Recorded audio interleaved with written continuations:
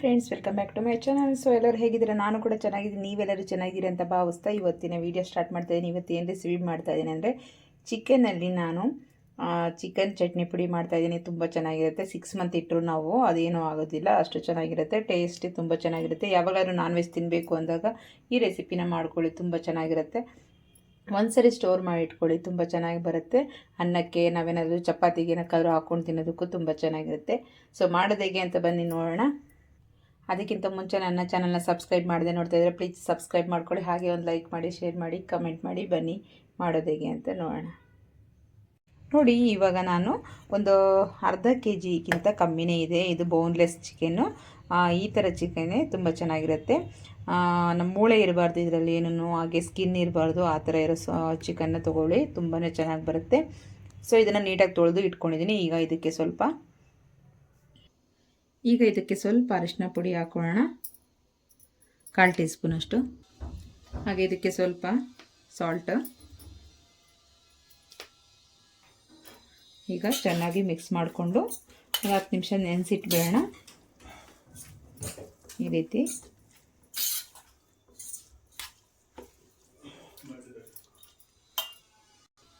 ಈಗ ಇದನ್ನು ಚೆನ್ನಾಗಿ ಮಿಕ್ಸ್ ಮಾಡ್ಕೊಂಡಾಯಿತು. ಸೊ ಇದನ್ನು ಒಂದು ಪ್ಲೇಟ್ ಮುಚ್ಚಿ ಒಂದು 10 ನಿಮಿಷ ಬಿಡೋಣ. ಈಗ ಸೈಡಿಗೆ ಇಟ್ಬಿಟ್ಟು ನೆಕ್ಸ್ಟ್ ಇಂಗ್ರೀಡಿಯೆಂಟ್ಸ್ ರೆಡಿ ಮಾಡ್ಕೊಳ್ಳೋಣ. ಇಲ್ಲಿ ನಾನು ಬ್ಯಾಡಗೆ ಮೆಣಸಿನ್ಕಾಯಿ, ಹಾಗೆ ಖಾರಕ್ಕೆ ಗುಂಟೂರು ಮೆಣಸಿನ್ಕಾಯಿ, ಹಾಗೆ ಬೆಳ್ಳುಳ್ಳಿ, ಹಾಗೆ 1-2 ಟೇಬಲ್ ಸ್ಪೂನಷ್ಟು ಧನಿಯಾ ಕಾಳು ತೊಗೊಂಡಿದ್ದೀನಿ.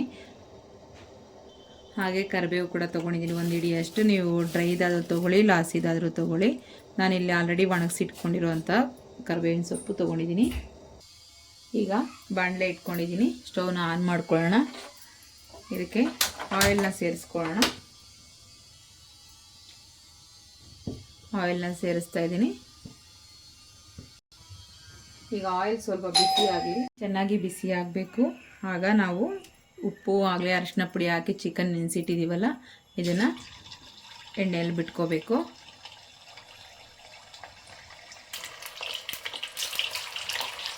ಎಣ್ಣೆ ಚೆನ್ನಾಗಿ ಬಿಸಿ ಆದಾಗ ಈ ರೀತಿ ಎಲ್ಲದನ್ನು ಬಿಟ್ಕೊಳ್ಳೋಣ.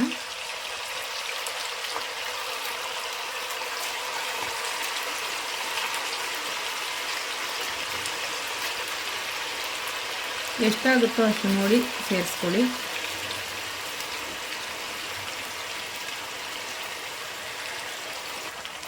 ಈಗ ನಿಧಾನಕ್ಕೆ ಸ್ವಲ್ಪ ಟರ್ನ್ ಮಾಡ್ಕೊಳ್ಳಿ.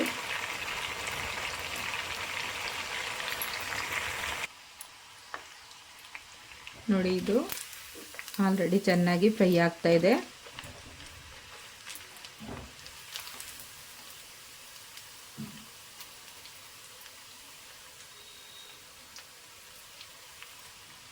ಇದಿಷ್ಟಾದರೆ ಸಾಕಾಗುತ್ತೆ, ತೆಕ್ಕೊಂಬಿಡೋಣ. ಈಗ ತೆಕ್ಕೊಂಡು ಒಂದು ಪ್ಲೇಟ್ಗೆ ಹಾಕ್ಕೊಳ್ಳೋಣ.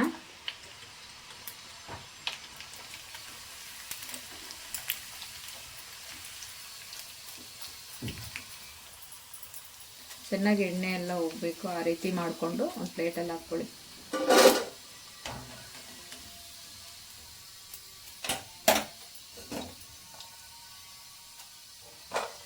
ನೋಡಿ, ಈ ಥರ ಇಷ್ಟು ಫ್ರೈ ಆಗಿರಬೇಕು.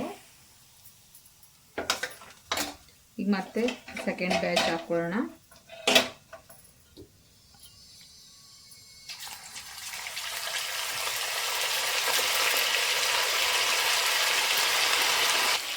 ಈಗ ಫುಲ್ಲು ಹಾಕ್ಕೊಂಡಿದ್ದೀನಿ, ಸ್ವಲ್ಪ ಜಾಸ್ತಿನೇ ಆಗಿದೆ, ಅದರಲ್ಲಿ ಹಾಕ್ಬಿಟ್ಟಿದ್ದೀನೆಲ್ಲ. ಈಗ ಒಂದು ಪೀಸ್ನ ಓಪನ್ ಮಾಡಿ ತೋರಿಸ್ತೀನಿ ನೋಡಿ. ನೋಡಿ, ಈ ಥರ ಚೆನ್ನಾಗಿ ಗಟ್ಟಿಯಾಗಿ ಫ್ರೈ ಆಗಿರಬೇಕು, ಸೀದೋಗಬಾರ್ದು, ಹಾಗೆ ಹಸಿ ಇರಬಾರ್ದು, ಈ ಥರ ಫ್ರೈ ಆಗಿರಬೇಕು. ಈಗ 2ನೇ ರೌಂಡಲ್ಲಿ ಹಾಕಿರೋದು ಕೂಡ ಆಗಿದೆ, ಇದನ್ನು ಕೂಡ ತೆಕ್ಕೊಂಬಿಡೋಣ.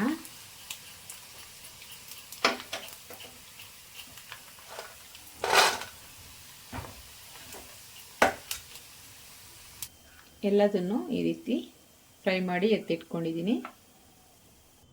ಈಗ ಇದಕ್ಕೆ ಅದೇ ಆಯಿಲ್ಗೆ 2 ಈರುಳ್ಳಿನ ಕಟ್ ಮಾಡಿ ತೆಕ್ಕೊಂಡಿದ್ದೀನಿ. ಇದನ್ನು ಕೂಡ ಚೆನ್ನಾಗಿ ನಾವು ಕಲರ್ ಬರೋವರೆಗೂ ಫ್ರೈ ಮಾಡ್ಕೋಬೇಕು, ಆನಿಯನ್ಸ್. ಸೊ ಅದು ಆನಿಯನ್ಸ್ ಚೆನ್ನಾಗಿ ಫ್ರೈ ಆಗಬೇಕು ಅಂದರೆ ಇದಕ್ಕೆ ಸ್ವಲ್ಪ ನಾವು ಸಾಲ್ಟನ್ನು ಹಾಕ್ಕೋಬೇಕು. ಈಗ ಚೆನ್ನಾಗಿ ಫ್ರೈ ಮಾಡ್ಕೊಳ್ಳೋಣ. ಇದು ಚೆನ್ನಾಗಿ ನಮಗೆ ಗೋಲ್ಡನ್ ಕಲರ್ ಬರಬೇಕು, ಆ ರೀತಿ ಫ್ರೈ ಮಾಡ್ಕೋಬೇಕು.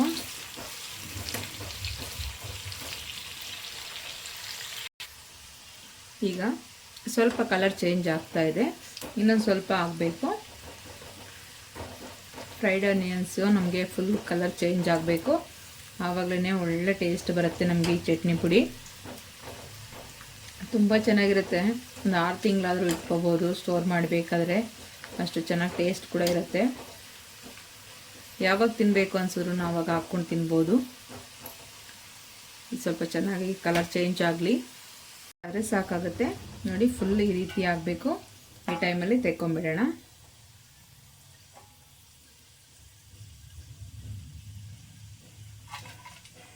ನೋಡಿ, 2 ಆನಿಯನಲ್ಲಿ ಇಷ್ಟಾಗಿದೆ.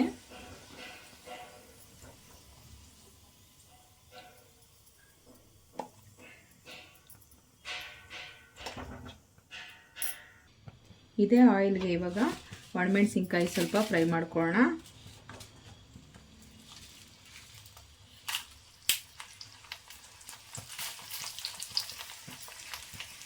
ಜಾಸ್ತಿ ಆಯಿಲ್ ಇದ್ದರೆ ಇದರಲ್ಲೇ ಹಾಗೆ ಇಟ್ಕೊಂಡು ಫ್ರೈ ಮಾಡ್ಕೋಬೋದು. ಸೊ ಇದು ಮುಳುಗೋಗೋಷ್ಟು ಒಂದೊಂದೇ ಹಾಕ್ಕೊಂಡು ಮಾಡ್ಕೊಳಕ್ಕಾಗಲ್ಲ, ಹಾಗಾಗಿ ಎಲ್ಲ ಒಟ್ಟಿಗೆ ಹಾಕಿ ನಾನು ಫ್ರೈ ಮಾಡ್ತಾಯಿದ್ದೀನಿ. ಇದನ್ನು ಕೂಡ ಚೆನ್ನಾಗಿ ಫ್ರೈ ಮಾಡ್ಕೋಬೇಕು.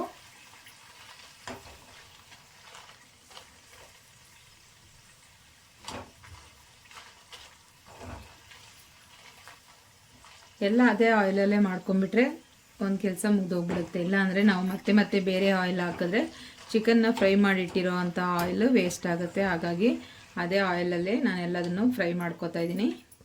ಇಷ್ಟಾದರೆ ಸಾಕಾಗುತ್ತೆ. ಸ್ವಲ್ಪ ಕಲರ್ ಚೇಂಜ್ ಆಗುತ್ತೆ. ಇದನ್ನು ಕೂಡ ಒಂದು ಪ್ಲೇಟ್ಗೆ ಹಾಕ್ಕೊಂಬಿಡೋಣ.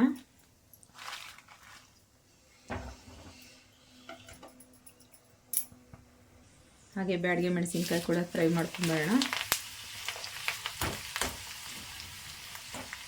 ಬಿಸಿ ಆಯಿಲ್ಗೆ ಹಾಕಿದ ತಕ್ಷಣವೇ ಗೊತ್ತಾಗ್ಬಿಡುತ್ತೆ, ಅದು ಬೇಗ ಇದಾಗ್ಬಿಡುತ್ತೆ.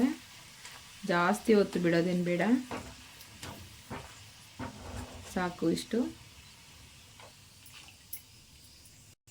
ಹಾಗೆ ಇಲ್ಲಿ ನಾನೊಂದು ದೊಡ್ಡ ಬೆಳ್ಳುಳ್ಳಿ ಗಡ್ಡೆ ಬಿಡಿಸ್ಕೊಂಡು ಇಟ್ಕೊಂಡಿದ್ದೀನಿ, ಈ ರೀತಿ ಪೀಸ್ ಮಾಡಿ.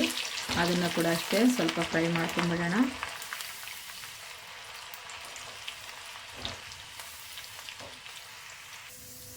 ಇಷ್ಟಾದರೆ ಸಾಕಾಗುತ್ತೆ. ಬೆಳ್ಳುಳ್ಳಿ ಕೂಡ ಇದನ್ನು ಕೂಡ ತೆಕ್ಕೊಂಬಿಡೋಣ. ಈಗ ಕರಿಬೇವನ್ನ ಹಾಕ್ಕೊಳ್ಳೋಣ. ನೀವು ಹಸಿದಿದ್ರು ಹಸಿದು ಹಾಕ್ಕೋಬೋದು, ಒಣಗಿರೋದಿತ್ತು ಅಂದರೆ ಒಣಗಿರೋದೇ ಹಾಕ್ಕೊಳ್ಳಿ. ನಾನಿಲ್ಲಿ ಒಣಗಿರೋ ಕರಿಬೇವಿನ ಸೊಪ್ಪೆ ಹಾಕ್ಕೊತಾ ಇದ್ದೀನಿ. ಇದು ಯಾಕೆಂದರೆ ಮನೆಯಲ್ಲಿ ಸ್ಟಾಕ್ ಇಟ್ಕೊಂಡಿರ್ತೀನಿ, ಯಾವಾಗಲೂ ಸ್ವಲ್ಪ ಡ್ರೈ ಮಾಡಿ ಇಟ್ಕೊಂಡಿರ್ತೀನಿ, ಹಾಗಾಗಿ ಇದನ್ನೇ ಯೂಸ್ ಮಾಡ್ತಾಯಿದ್ದೀನಿ. ಈಗ ಇದು ಕೂಡ ರೆಡಿ ಆಯಿತು, ತೆಕ್ಕೊಂಬಿಡೋಣ. ಬೇಗ ಒಣಗಿರೋದಾದರೆ ಇನ್ನೂ ಬೇಗನೆ ಫ್ರೈ ಆಗಿಬಿಡುತ್ತೆ. ಈಗ ಇದನ್ನು ಕೂಡ ತೆಕ್ಕೊಂಬಿಡೋಣ. ಆಲ್ಮೋಸ್ಟ್ ಇವಾಗ ಫ್ರೈ ಮಾಡೋ ಐಟಮ್ದೆಲ್ಲ ಮುಗೀತು. ಇನ್ನು ಕೆಲವೊಂದು 2 ಐಟಮ್ ಇದೆ. ಸೊ ಅದನ್ನು ಆಯಿಲಲ್ಲಿ ಫ್ರೈ ಮಾಡ್ಕೊಳಕ್ಕಾಗಲ್ಲ. ಸೊ ಹಾಗಾಗಿ ನಾನು ಅದನ್ನು ಸಪ್ರೇಟಾಗಿ ಫ್ರೈ ಮಾಡ್ಕೋತೀನಿ. ಇದನ್ನು ಇವಾಗ ಸೈಡಿಗೆ ಇಟ್ಕೊಂಡ್ಬಿಡೋಣ. ಈಗ ಒಂದು ಪ್ಯಾನ್ ಇಟ್ಕೊಂಡಿದ್ದೀನಿ. ಇದರಲ್ಲಿ ನಾನು ನೋಡಿ ಒಂದು 2 ಟೇಬಲ್ ಸ್ಪೂನಷ್ಟು ಕೊತ್ತಂಬರಿ ಕಾಳು, ಒಂದು 2 ಟೇಬಲ್ ಸ್ಪೂನ್, ಜಾಸ್ತಿ ಏನಿಲ್ಲ. ಹಾಗೆ ಸ್ವಲ್ಪ ಜೀರಿಗೆ, 1 ಟೇಬಲ್ ಸ್ಪೂನಷ್ಟು ಜೀರಿಗೆ, ಇದಿಷ್ಟು ಫ್ರೈ ಮಾಡ್ಕೊಳ್ಳೋಣ. ಈಗ ಇದು ಕೂಡ ಆಯಿತು. ಇವಾಗ ಸ್ಟವ್ ಆಫ್ ಮಾಡ್ಕೊಳ್ಳೋಣ. ಈಗ ಎಲ್ಲದನ್ನು ಮಿಕ್ಸಿಗೆ ಸೇರಿಸ್ಕೊಳ್ಳೋಣ. ನಾವು ಮಿಕ್ಸಿಗೆ ಸೇರಿಸ್ಕೊಂಡು ನೋಡಿ, ಈ ರೀತಿ ಡ್ರೈ ಮಸಾಲೆಗಳು, ಹಾಗೆ ನಾವೆಲ್ಲ ಫ್ರೈ ಮಾಡಿ ಇಟ್ಕೊಂಡಿದ್ದೀವಲ್ಲ ಎಲ್ಲದನ್ನು ಸೇರಿಸ್ಕೊಳ್ಳೋಣ.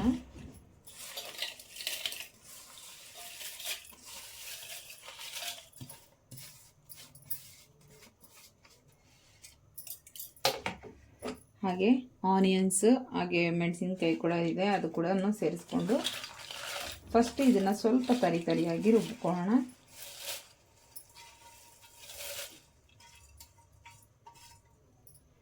ನೀರೇನು ಸೇರಿಸ್ಬೇಡಿ, ಮತ್ತೆ ನೀರು ಸೇರಿಸ್ಕೊಂಡ್ಬಿಟ್ಟು ರುಬ್ಬಿಟ್ಟಿರಾ. ಸೊ ಇದು ಹೀಗೇ ಸ್ವಲ್ಪ ತರಿಯಾಗಿ ಮಾಡ್ಕೊಂಬರೋಣ. ಈಗ ನೋಡಿ ಈ ರೀತಿ ತರಿಯಾಗಿ ರುಬ್ಕೊಂಡಿದ್ದೀನಿ. ಇದಕ್ಕೆ ಸ್ವಲ್ಪ ಸಾಲ್ಟನ್ನು ಸೇರಿಸ್ಕೊಳ್ಳೋಣ. ಹಾಗೆ ನಾವು ಚಿಕನ್ನು ಕೂಡ ಹಾಕ್ಕೊಂಡಿದ್ದೀವಿ ಸಾಲ್ಟ್. ಹಾಗೆ ಆನಿಯನ್ಸ್ ಫ್ರೈ ಮಾಡುವಾಗಲೂ ಹಾಕಿರ್ತೀವಿ. ನೋಡಿಕೊಂಡು ಇದಕ್ಕೆ ಸ್ವಲ್ಪ ಸೇರಿಸ್ಕೊಳ್ಳಿ, ಜಾಸ್ತಿ ಏನು ಬೇಡ. ಈಗ ಚಿಕನ್ ಫ್ರೈ ಮಾಡಿಟ್ಕೊಂಡಿದ್ದೀವಲ್ಲ ಇದನ್ನು ಕೂಡ ಇದಕ್ಕೆ ಸೇರಿಸ್ಕೊಳ್ಳೋಣ. ಇವಾಗ ಮಿಕ್ಸಿ ಮಾಡ್ಕೊಂಬರೋಣ. ಈಗ ನೋಡಿ ರೆಡಿಯಾಗಿದೆ. ಇವಾಗ ಪ್ಲೇಟ್ಗೆ ಹಾಕ್ಕೊಳ್ಳೋಣ. ನೋಡಿ ಯಾವ ರೀತಿ ಆಗಿದೆ ಅಂತ ಹೇಳಿ. ಈಗ ನೋಡಿ ಎಷ್ಟು ಚೆನ್ನಾಗಿ ರೆಡಿಯಾಗಿದೆ. ಚಿಕನ್ ಚಟ್ನಿ ಪುಡಿ ತುಂಬಾ ಚೆನ್ನಾಗಾಗಿದೆ. ಉದುರುದ್ರಾಗಿ ನೋಡಿ ಎಷ್ಟು ಚೆನ್ನಾಗಾಗಿದೆ. ಈಗ ಇದನ್ನು ನಾವು ಬಾಟಲ್ಗೆ ಸ್ಟೋರ್ ಮಾಡಿ ಇಟ್ಕೊಂಬೇಡೋಣ. ಇದು ನಾವು ಒಂದು 6 ಮಂತ್ ಆದರೂ ನಮಗೆ ಏನೂ ಆಗೋದಿಲ್ಲ. ತುಂಬಾ ಚೆನ್ನಾಗಿರುತ್ತೆ. ನಿಮ್ಗೆ ಎಷ್ಟು ದಿನ ಬೇಕೋ ಅಷ್ಟು ದಿನ ಸ್ಟೋರ್ನ ಮಾಡ್ಕೋಬೋದು. ಆಚೆ ಕೂಡ ಇಟ್ಕೋಬೋದು, ಫ್ರಿಜ್ಜಲ್ಲಿ ಕೂಡ ಇಟ್ಕೋಬೋದು. ಈಗ ಡಬ್ಬಕ್ಕೆ ಫಿಲ್ ಮಾಡ್ತೀನಿ. ಬಾಟಲ್ಗೆ ನಾನು ಒಂದು ಬಾಟಲ್ಗೆ ಫಿಲ್ ಮಾಡ್ತಾಯಿದ್ದೀನಿ.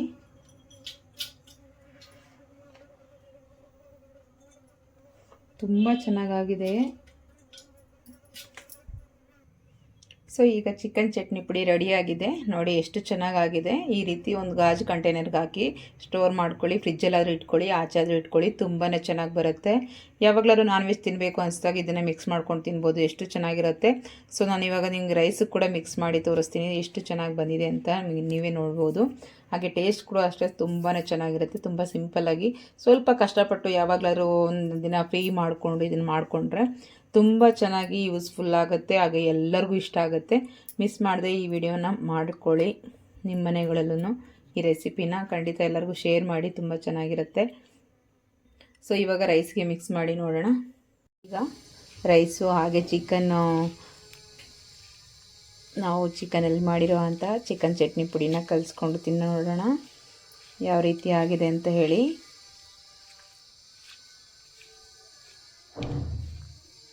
ಟೇಸ್ಟ್ ಮಾತ್ರ ಸಖತ್ತಾಗಿರುತ್ತೆ. ನೀವು ಚೆನ್ನಾಗಿ ಕಲರ್ ಬರಬೇಕು ರೈಸ್ಗೆ ಅನ್ನೋಂಗಿದ್ರೆ red chilli powder, Kashmiri chilli ಪೌಡರ್ನೇ ಯೂಸ್ ಮಾಡ್ಕೊಳ್ಳಿ. ನಾನಿಲ್ಲಿ ಎಲ್ಲದನ್ನು ಫ್ರೈ ಮಾಡಿ ಹಾಕಿರೋದ್ರಿಂದ ಸ್ಟೋರ್ ಮಾಡ್ಬೋದು. ಎಲ್ಲದನ್ನು ನಾವು ಫ್ರೈ ಮಾಡಿ ಹಾಕೋದ್ರಿಂದ ಸ್ವಲ್ಪ ದಿನ ಸ್ಟೋರ್ನ ಮಾಡ್ಬೋದು. ಹಾಗಾಗಿ ನಾನು ಎಲ್ಲದನ್ನು ಫ್ರೈ ಮಾಡಿ ಹಾಕಿದ್ದೀನಿ. ನಿಮ್ಗೆ ಬೇಕಂದರೆ ಒಂದು ತಿಂಗ್ಳಿಗೊಂದು ಸರಿ ಮಾಡ್ಕೋಬೇಕು ಅನ್ನೋರಿದ್ರೆ ರೆಡ್ ಚಿಲ್ಲಿ ಪೌಡರ್ ಕೂಡ ಸೇರಿಸ್ಕೊಂಡು ಮಾಡ್ಕೊಳ್ಳಿ. ಆವಾಗ ಇನ್ನೂ ಸ್ವಲ್ಪ ಕಲರ್ಫುಲ್ಲಾಗಿ ಕಾಣುತ್ತೆ. ಇವಾಗ ನೋಡಿ ಈ ರೀತಿ ಇದೆ. ತುಂಬಾ ಚೆನ್ನಾಗಿರುತ್ತೆ. ಟ್ರೈ ಮಾಡೋಣ.